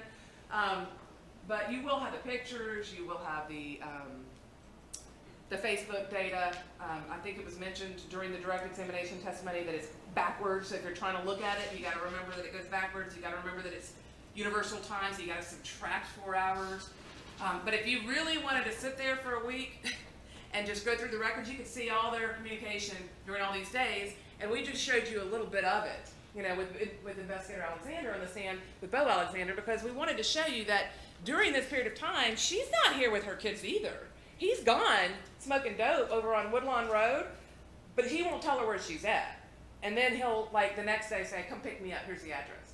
Like, after he's partied, after he's done whatever he wants to do, and he needs a ride again in the meth-mobile, he, you know, I guess flashes the big M up in the sky, and she comes and picks him up, and they go to the next meth house. And so they go from, you know, Woodlawn, they go over to Laurel Drive, and they stay over there at Laurel Drive with Shane Kidd and his crew, and they're bouncing around in Meadowbrook, et cetera, et cetera. So we know that all this is happening during this period of time of October the 1st through the 3rd, and we know that this child is just in the hands and in the care of Megan Searles. Again, thankfully, because there's no suggestion of anything but love and kindness that Megan would have supported that child and tried to do the best that she could to take care of that child. She is a good mother, obviously, to her children, and she was trying to help out. I think she alluded to the fact on the stand that she knew what Courtney was up to, and she didn't want that child to be around that environment.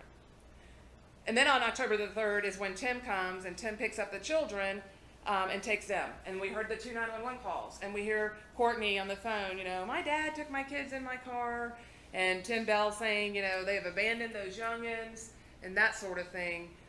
We know that at some point in time on the 5th, Courtney's back over at her dad's house. She calls and asks, will you pick me up and take me to see my kids? And she stays over there, and according to Tim, there's a lot of hollering and arguing back and forth that day. She wanted the car. She's texting Chris McNabb like crazy. Those are a lot of those messages that we were reading to you where, you know, they're fighting, and he's saying, give me the car. Just get the car, steal the car, do this, do that. And that's what's happening on the 5th. Then by the 6th, you know, that's when Tim Bell's going to bring the children back to the house. And so where has 𝐂𝐤, by the way, been with her mother? We don't even know where 𝐂𝐤 was between the 27th and the 1st. There may be a suggestion that Missy Davis was watching them sometimes, but we don't know that the child was even with the parents during these 4 days, but we certainly know that the child was not with the parents between October the 1st and like the 6th. So there's 5 days missing of her life. There's 4 days missing up here, which is 9 days. I mean, the child was missing here. So, I mean, they've only had their child for a couple of days. So for either of them, I mean, especially McNabb to sit there and say, I love my babies. I loved holding her. Oh, I loved, you know, just loving on her. And when I touch on her little face and calm her down, he's just full of it. He's running around chasing dope and chasing his freedom and abandoning his children. He talks like a dog to the mother of his children. Thank goodness Clarissa is not being raised by that man, because what would he have taught Clarissa about how to treat a woman or how to treat the mother or how she should be treated? You know, Tim Bell did a good job raising Courtney to the extent that he could. I mean, I know he's a father raising a daughter, but he's indulged her a little too much. He's overindulged her. There's no insult, as Mr. Frost said, about the living in the mobile home park. Nobody's insulting that. They had provisions, but not because they were getting their own provisions. It's because they were letting their grandparents take care of everything, buy them all the milk, buy them all the diapers, even buying them cigarettes.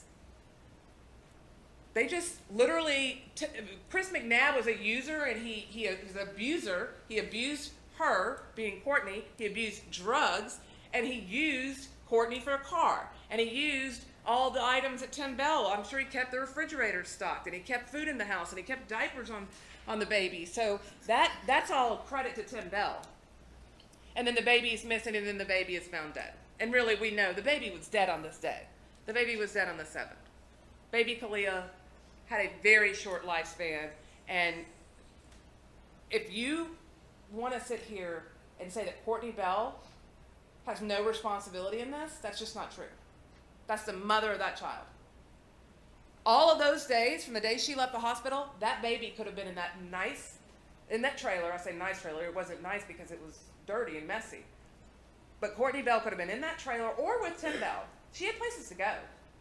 You know Kim Weatherford, you know Megan Sorrells, you know they would have let her come over there. She had places to go to take care of that child and do what any mother should want to do with their newborn baby. Cuddle it, hold it, sing to it, pray over it, nurture the child, but she chose to take this baby down this path with her. And she put Chris McNabb and herself above her child. And so therefore, she is negligent because she created this environment. She's the one that night on October the 6th, if we're going to get specific now and not general, she's the one that said, how could you leave without me? I would have smoked dope too. Then she's smoking dope right then, hours before her child goes missing. That's negligence. If it's not, then is it okay if everybody, if you've got a child that's under 2 years old, if you've got a 14-day-old in Covington and you can't afford to go to preschool, just go drop them off at the local Met house in town. No, that's not negligent. That's not abuse of a child, right? Because the minute that happens, pretty sure DFACS is going to take the kids. Pretty sure if my office finds out about it, you're going to get prosecuted. And that should be the message that comes out of this trial. You want to abuse drugs? Then do it. You want to bring children into this world? You better raise them. You better take care of your children. Break the cycle. She failed to provide proper parental care and adequate supervision. I just want to go back for a second because I don't know if you noticed this here, but I got a rattlesnake right up there. When I click on it and it goes into the drugs and all that. And the rattlesnake is because you would never take a rattlesnake and you wouldn't throw it in a trailer of that size with a newborn baby, would you? You wouldn't take a rattlesnake and throw it in with a 14-day-old child and think that that wasn't careless, that wasn't negligent, it wasn't wanton or willful neglect. Would you put a rattlesnake? What would you expect might happen if you put a rattlesnake in a trailer with a child? That child's going to get bit. Something bad is going to happen. Well, Chris McNabb was a rattlesnake. Chris McNabb was a rattlesnake, and so was the methamphetamine that she put into her body. That's another poisonous venom in our society that she chose to bring around that child. And so you can't get around the fact that Courtney Bell shares in the responsibility of her child's death. Look at her behavior afterwards. Running around, smoking dope. Even when Chris jumps out of the car and she knows her baby's found, she wants to go to Anderson Circle to get high.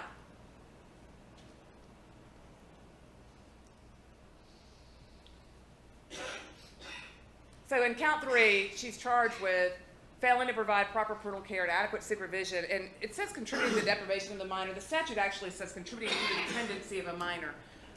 But the body is what is important. What's being alleged here is that she willfully failed to provide parental care or control for Layla McNabb, a minor child under the age of 18, and failed to provide such child with adequate supervision necessary for the child's well-being. Said act resulting in her being deprived, or actually, again, substitute the word dependent child in accordance with the provisions of Code Section 1511.2. So Code Section 1511.2 essentially is kind of what's in the body here, that if you're failing to provide proper parental care, or you're making that child in a situation that they're dependent, so as like they need even like the court's protection, then you're contributing to the dependency of that child. And of course, she's got that in her statement, that she knows DFACS could take her children. So she's aware that she's contributing to this, that she's making her child dependent upon protection of the court, and that her child has been abused or neglected. And so all of these sort of are similar when you're talking about her charges are independent. You have to find her guilty of each one, independent of each other. But I would suggest that the evidence has shown in this case that she is guilty of all 3 counts in this indictment because of her actions. Now, quickly, I'll go through the timeline again. I think we've all got these dates and times memorized in our parts. 3 to 5 a.m. was when they said that they were sleeping. 5:51 is when we know McNabb is on Facebook. 9:33 is when the text message comes in from Dad McNabb. And then we've got Chris texting Courtney Morris at 9:42 in the morning, which, you know, sort of busts his little window down to a very small time frame that somebody could have broken in and stolen his child. And then Courtney says we wake up at 10:19. So even if you look at 9:42, if he's texting and flirting with this Courtney Morris, oh, sorry, my bad. Well, one of the reasons why I wanted to play that last jail call that we played with Bo Alexander is he talks about this whole thing with Courtney Morris on there with Courtney Bell. And she's like, Courtney Morris has screenshots of you communicating. And he says, no. Remember that night before you told me to block her? So you get the idea, or you get the picture that Courtney Bell discovers that he's on Facebook sending in a friend request or a message request to go talk to Courtney Morris, who he's never met before. But remember, he's loving his babies and having a regular family day of living, according to his statement. He's sitting there flirting with some woman at 8 o'clock at night on the night before. Courtney tells him, shut it down. You don't need to be talking to her. You need to block her. And then he unblocks her the following day. So he admits that. He admits that's him. He can't say somebody hacked into his phone and it was somebody else. He admits that he was the one that was texting her. That's in the jail call. And he admits that Courtney had told him to block her the night before. And then he tries to play cool to the girl the next day, the other Courtney, like, oh, my bad, I don't know what happened. You know, he can't say, like, my girlfriend caught me and she made me block you.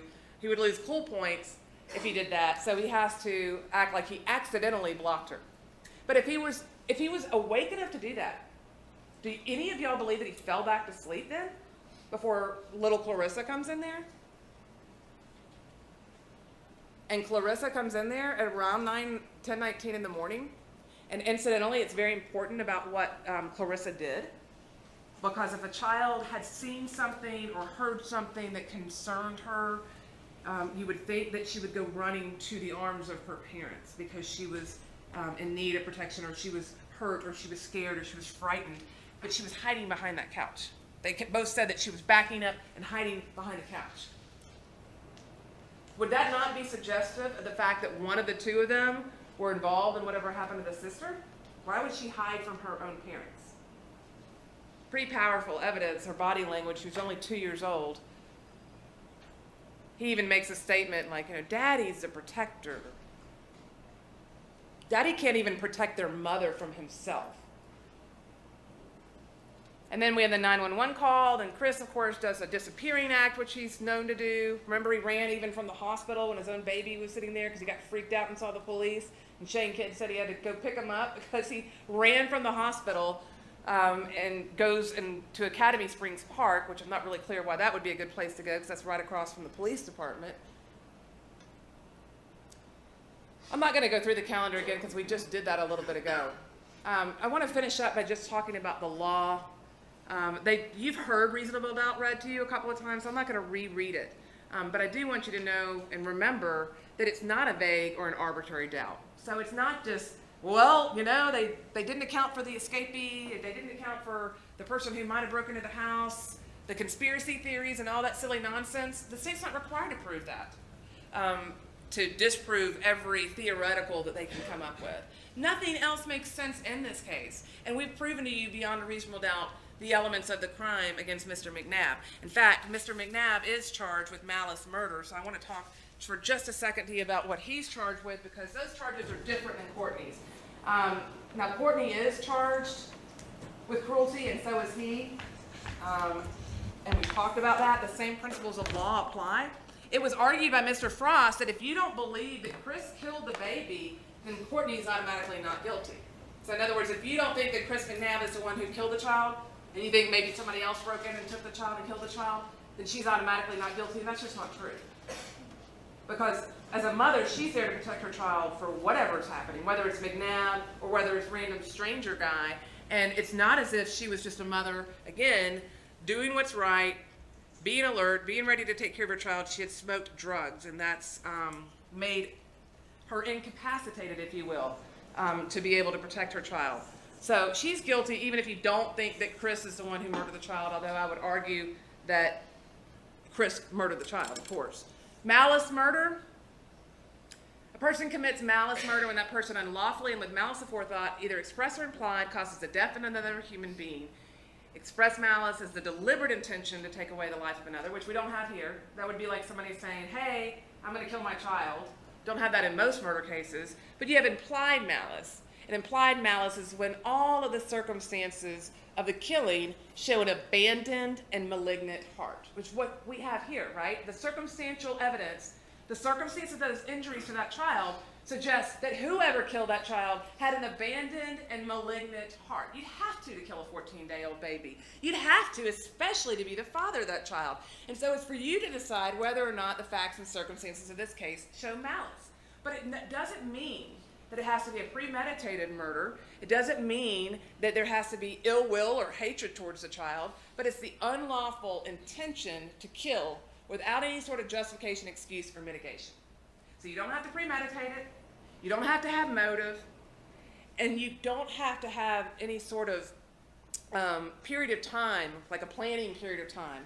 If a killing is done with malice, no matter how short that time of malicious intent may have existed, such killing constitutes murder. What that means is if he's sitting there playing video games, or he's playing on his Facebook, or he's smoking meth, doing whatever he's doing, like Courtney's passed out on the couch, and he hears that child crying one more time, and it drives him crazy, and he goes back there and he does whatever he does, that's malice murder.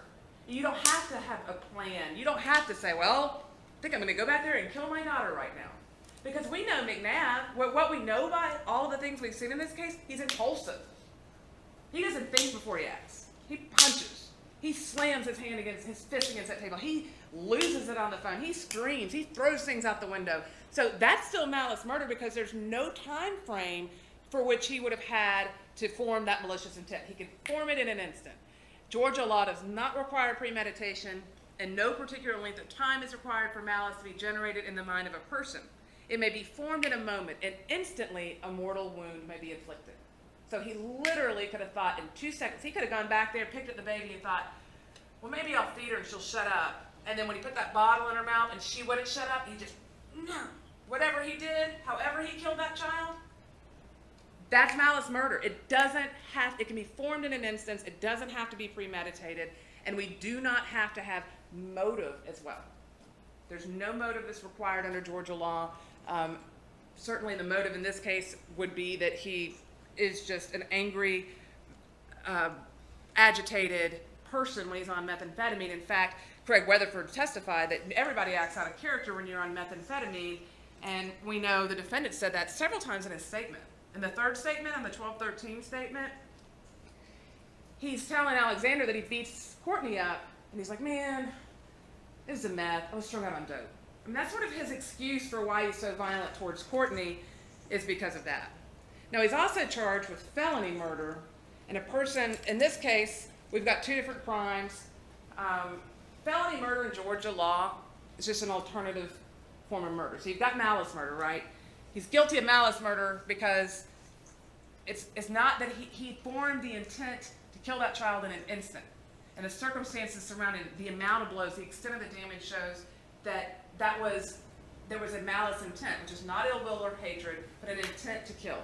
He formed that. So he's guilty of malice murder, but felony murder would be, in this case, killing the child in the commission of the aggravated battery, which is what he's alleged to have done, and also in connection with cruelty to children in the first degree. So you've heard cruelty second. What's cruelty first? Well, first of all, he's charged with aggravated battery.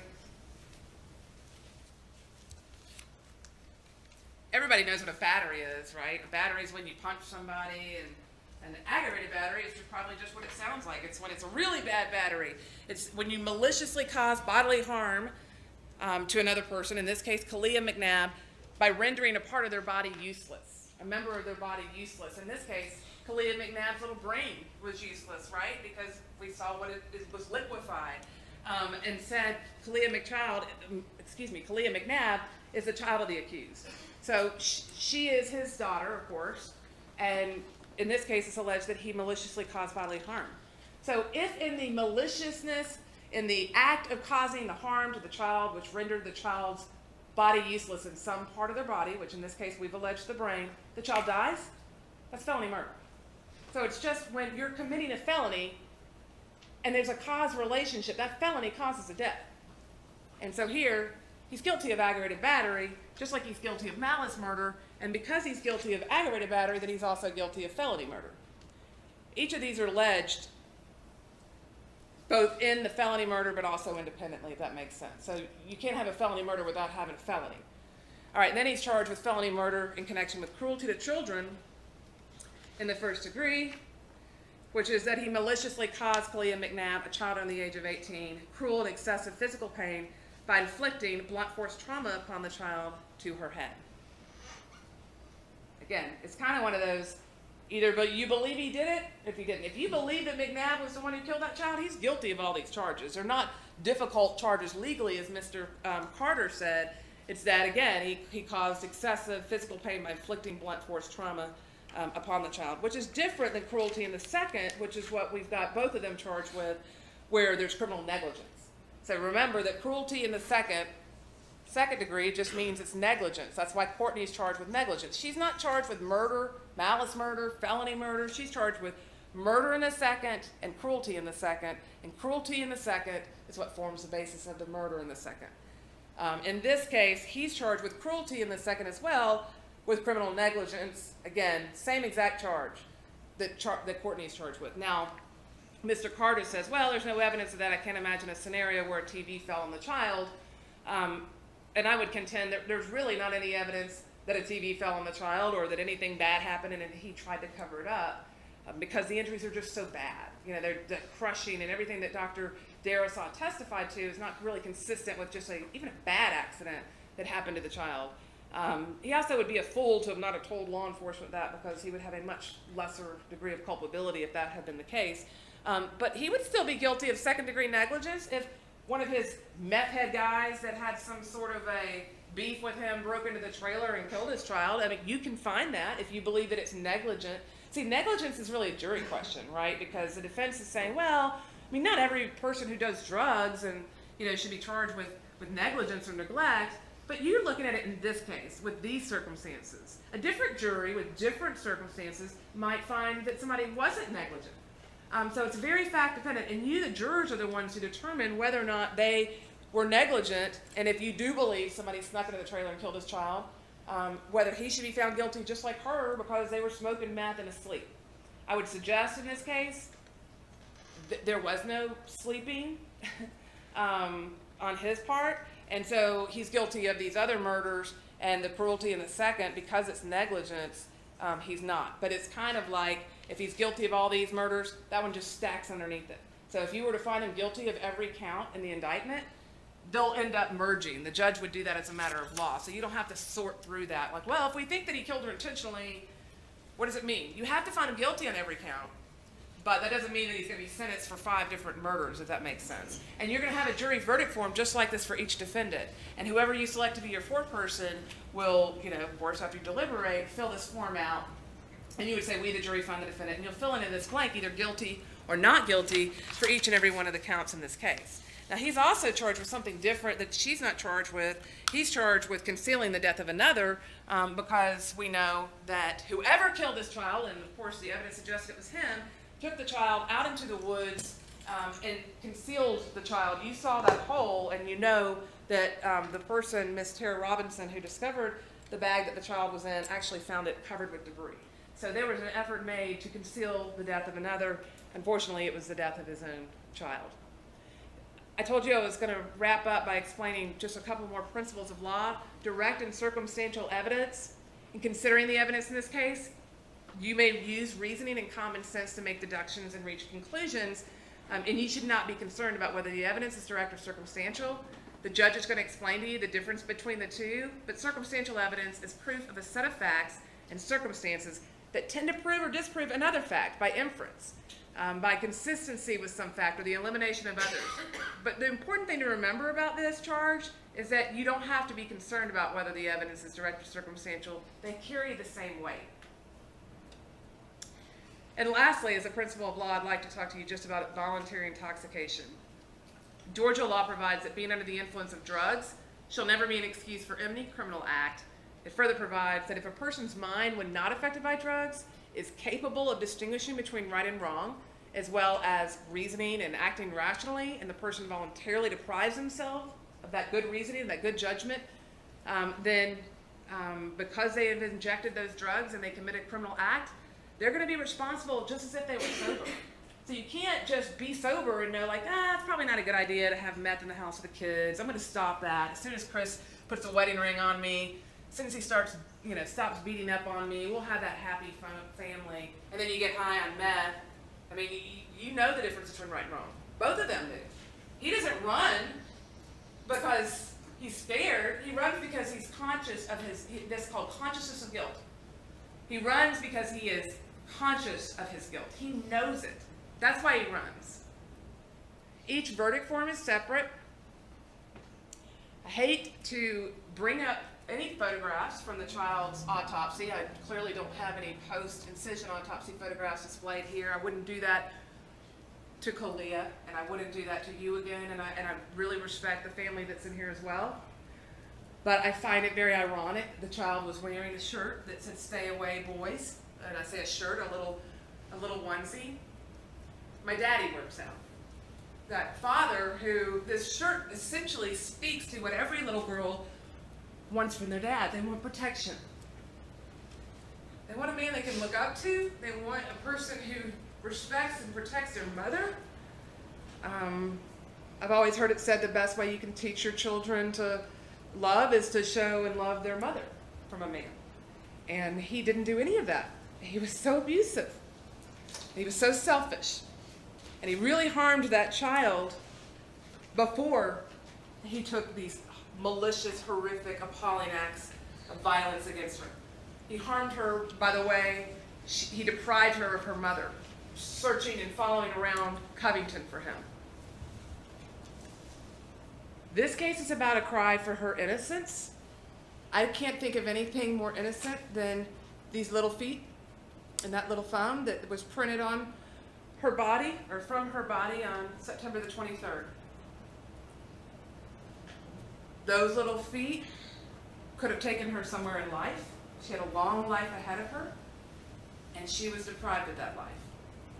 And even though she only weighed a little over 6 pounds, her life was valuable, and under the law, she is a human being, and under the law, she is entitled to all of the same rights that he is, that she is, that all of us are. This case is about crying out for her. I literally can't not think about, and you shouldn't be able to get out of your mind, the cries of that child that night. He suggests in his last statement that whoever killed her, maybe she just cried really loud. That was a Freudian slip. That child cried and didn't do anything but need love and need support. And her daddy killed her because of that. And so not only does that child cry, did she cry that night, we cry as a community, the citizens of this county, Newton County, we mourn the death of 𝐭𝐫. We cry out for justice for 𝐭𝐫, and we cry for a verdict of guilty on each count of both of their indictments. Thank you. Y'all give me some guidance. I can either do the closing charge now, send you back, you eat crackers, or I can release you for lunch. Do y'all have any feeling about it? Okay, I'm going to excuse you for lunch.